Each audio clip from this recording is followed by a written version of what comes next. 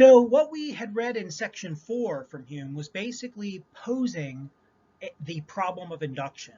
And that problem is particularly important for Hume because if he can't justify induction, that is, if he can't justify judgments that the future will be like the past, if he doesn't see a way that we can justify that, then there's no way to justify our belief about cause and effect, since he says all of our beliefs about cause and effect are based on our experience of things having gone a certain way in the past.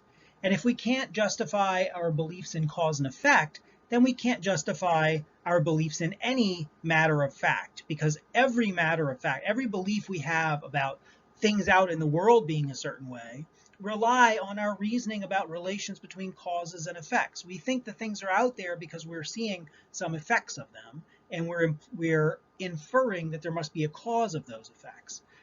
We think all kinds of detailed things about the world, like, for instance, that China exists, even though we're not looking at it directly right now. We think that it exists because we've seen so many effects of China, and we understand that it takes tremendously powerful causes to completely destroy a country. And that's very unlikely to have happened since the last time we read the news or saw these other pieces of evidence that are themselves effects of China's existence. Okay, so it's our understanding of relations between cause and effect that convinces us that all those things the stories that we've read in newspapers about China are about a real place. And it's our belief in cause and effect that justifies our belief that China hasn't just gone out of existence suddenly, that it still exists, because, again, it's very unlikely for a country to just disappear. So if we can't trust reasoning like that, which supports our belief about almost everything, if not everything we believe about the world out there, the world of factual stuff, not just the world of relations of our ideas. Remember, that was the other kind of knowledge he said we have, but not just relations of ideas, rather matters of fact out in the world. All of that is justified by our belief in cause and effect. So if we can't justify induction, then we can't justify cause and effect. If we can't justify cause and effect, then we can't justify our belief in matters of fact. And that means we have no good reason to believe in almost everything or anything that we believe about the external world and what's going on in it. That's a very troubling conclusion. So that is the place, the kind of problem that Hume arrives at the end of section 4 of the Enquiry. And in section 5, he offers what he calls a skeptical solution to the doubts that he's raised in section 4. What Hume is going to do in this skeptical solution is point to a source of our belief that the future will be like the past, and thus our belief in cause and effect, and our belief in matters of fact, which is not a matter of rational argument or justification.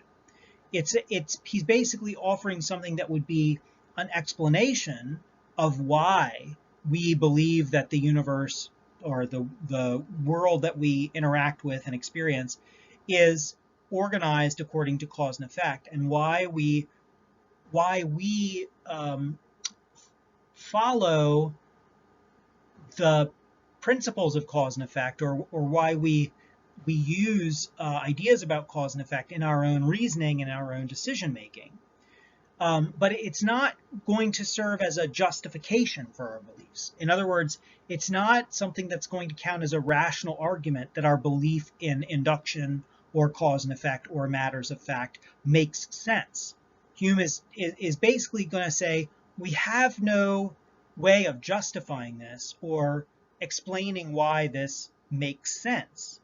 But we can understand, if we look carefully at how human beings operate, human nature, you might call it, we can understand why human beings organize their lives in this way, why they believe in cause and effect and induction. So now I will offer you his skeptical solution. Hume writes, "Suppose a person, though endowed with the strongest faculties of reason and reflection, to be brought on a sudden into this world, He would indeed immediately observe a continual succession of objects, and one event following another, but he would not be able to discover anything farther.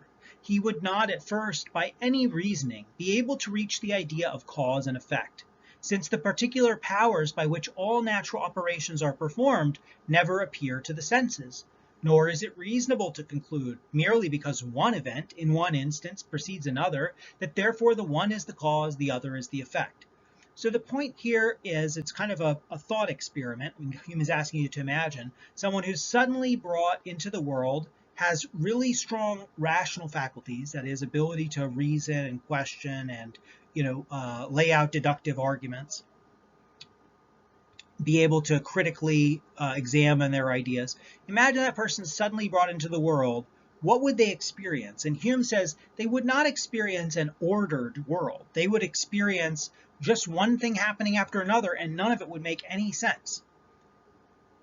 They wouldn't be able to look at what is happening and be able to see the actual causal powers or see events labeled as causes and effects related to each other. No, they just would see a kind of a blur of things. They just would see one thing after another, and they wouldn't know how any one thing related to any other thing.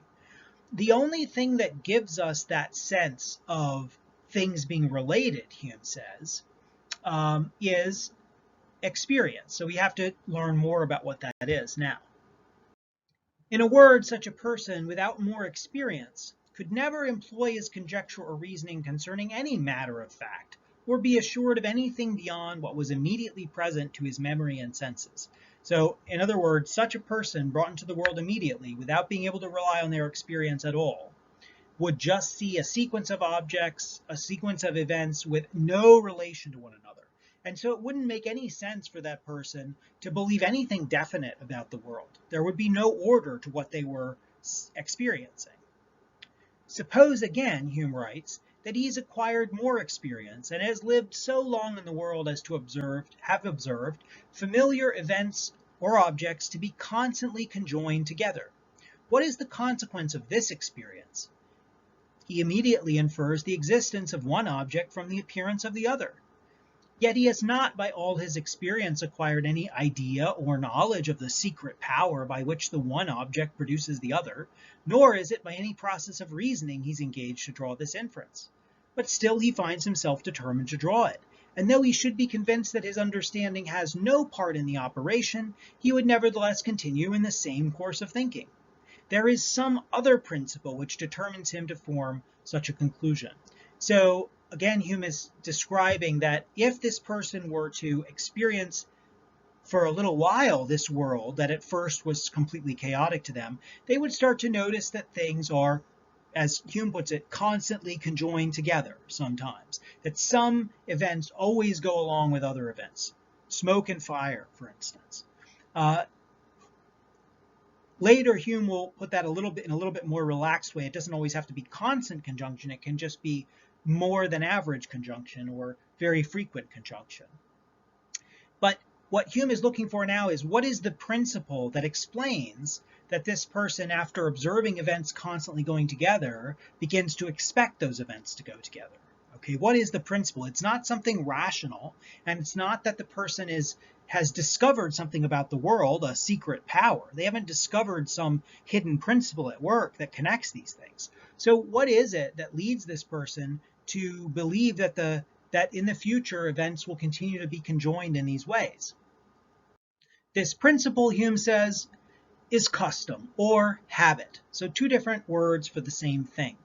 I think the word habit is probably closer to the way that we would talk about this, but Hume prefers the word custom for some reason, so he uses that a lot. He means custom in the sense of what is customary, as in the sense of what happens, what seems to happen most often, okay? So he writes, wherever the repetition of any particular act or operation produces a propensity to renew the same act or operation, without being impelled by any reasoning or process of the understanding, we always say that this propensity is the effect of custom. And again, I think our word habit is maybe a little bit closer to what Hume describes as custom here. So our word habit is probably closer to what is a better translation in a way of what Hume means. Hume writes, all inferences from experience, therefore, are effects of custom, not of reasoning. So basically what Hume is saying here is that inductive reasoning isn't actually reasoning at all. It's just a matter of us expecting things to be the way that we've seen them in the past. It's a matter of a kind of habit. We've seen things go together a certain way repeatedly, and now the next time when we see one of those two things, we expect the other one to appear as well. It's a kind of, as he puts it elsewhere, animal instinct that we learn to associate whatever has been associated before. We learn to expect it to be associated again. And Hume goes on to describe the importance of custom by writing that custom then is the great guide of human life. It is that principle alone which renders our experience useful to us and makes us expect for the future a similar train of events with those which have appeared in the past. Notice how important this principle of custom or habit really is in the account that Hume is giving of human knowledge. I mean, without this, without the tendency to form a habit on the basis of experience, we would not be able to engage in any inferences about causes and effects, which means we wouldn't be able to engage in any inferences about matters of fact. We would be restricted just to comparing ideas in our own minds. And so Hume really does think, as he puts it here, custom is the great guide of human life. Almost everything we know about the world is ultimately based on this having seen things or experienced things going together before in the past. We may then, engage in some kind of combination and comparison of these different patterns that we've observed. But fundamentally, the inclination to think that future experience will be like past experience in the sense of the same things going together in the future as have gone together in the past, it's just something that's built into us, again, almost like an animal instinct. And without it, we would be unable really to do anything. So that's why Hume says custom is the great guide of human life. And he goes on to elaborate a little bit more. He says, without the influence of custom, we should be entirely ignorant of every matter of fact beyond what is immediately present to the memory and senses. You see how this follows from his reasoning up to this point. We should never know how to adjust means to ends or to employ our natural powers in the production of any effect. There would be an end at once of all action as well as the chief part of speculation. So again, Hume is identifying a source of our reasoning and of our action, which is not itself rational. It's not itself justified. It's like an animal part of us that is foundational for almost everything that we do and think. And that's what is so striking about this approach to induction and to belief in matters of fact from Hume, and also what's so controversial about it. There have been many philosophers who, reading Hume on this point, have been, I think furious is probably not too harsh a word to use here, because it's very threatening to the project of trying to justify our beliefs. Hume is saying, look, we believe these things because that's just human nature, and we start to expect things to be the way we've experienced them before. Does that make it right? No. But it's what we do, and we wouldn't really be able to get along without it. We have no other means of guiding ourselves in the world, so this is what we do. And many people have thought that that is not really good enough as a justification of induction or of our belief in, in facts, in things being one way or another. So I've put another paragraph on the slide which sort of summarizes this overall position of Hume's. I'll let you read it on your own. And I'll just leave you with a few questions. What justifies belief in matters of fact? Do you agree with Hume and his reasoning about it? Or do you think maybe there's some other justification for our belief about things being the way that they are? What justifies belief in the real existence of anything? Here, Hume really draws the conclusion that all belief of matters of fact or real existence is derived from some object present to the memory or senses and a customary conjunction between that and some other object. So, what he has in mind here is that when we think that the table really exists, what we're doing is, like when we leave the room and think about the table, we think the table hasn't gone out of existence since we left the room.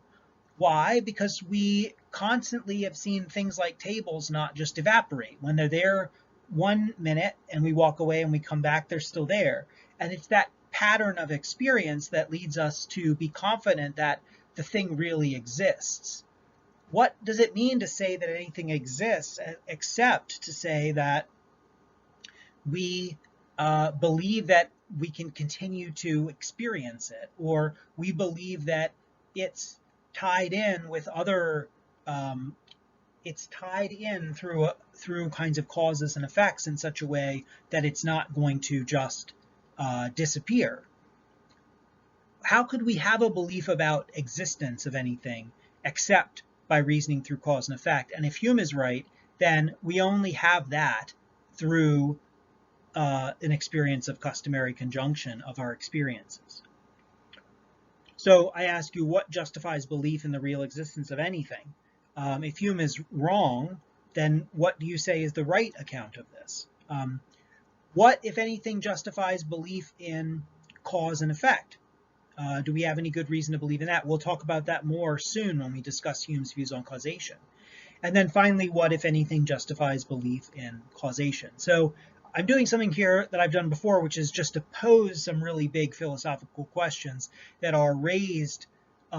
They're kind of raised in the background of what Hume's doing, or he raises them and answers them in a specific way, but there are other possible answers to them. And so I want to just invite you to kind of brainstorm a little bit, if you, whether, you know, on the one hand, whether you agree or disagree with Hume about it, but also like what other theories out there might there be? What other account could you give that justifies a belief in any of these things?